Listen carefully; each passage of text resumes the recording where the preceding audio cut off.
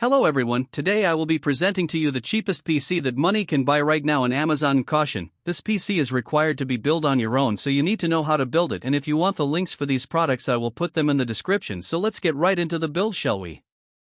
First let's take a look at our CPU. It's a Core i3 but it's a 7th gen or 7100T from the brand Kingster. It is a good CPU for everyday work and light gaming. Since it uses the LGA 1151 motherboard, it can be upgraded to the 9th gen CPUs, for example the i7 9th gen, etc. So that is the CPU. We won't be using any dedicated GPU for this build, but the integrated GPU on the i3, that is the Intel HD 630 graphics, is enough for easy to run games like Minecraft, CSGO, Valorant at low settings, but it also can play GTA 5 at 30 frames per second with everything low at 720p resolution. The CPU right now is going for 2050 rupees.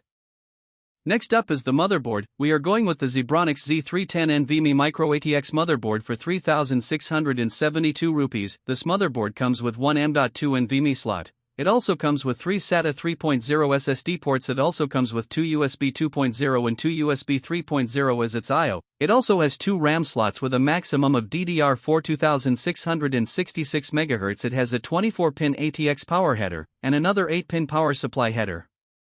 Next up is the RAM. For this build we are going with the Crucial RAM 8GB DDR4 3200 MHz CL22 CT8 G4 DFRA32A, a green from Crucial. This RAM costs 1399 rupees. As its name suggests, its maximum megahertz is 3200 MHz, but it can be changed to a lower megahertz. I do suggest buying 2 of these RAM sticks from Crucial instead of just one if you have the budget for it, but 1 stick is fine too.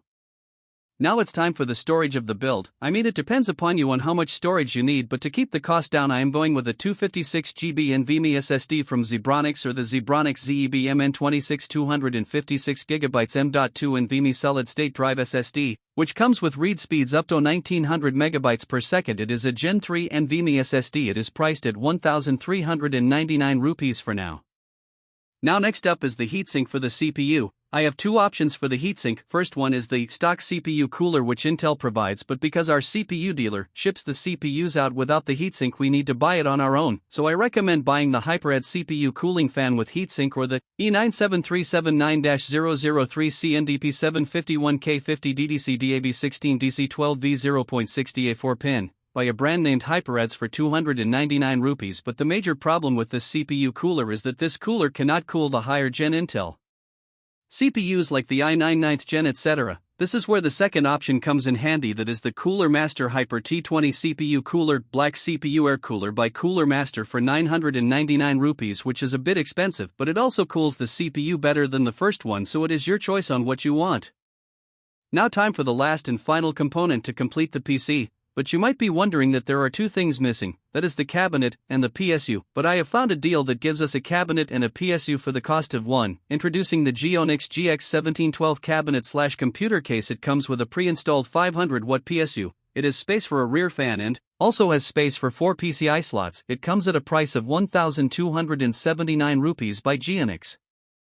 So with that said, the total cost of all these components is,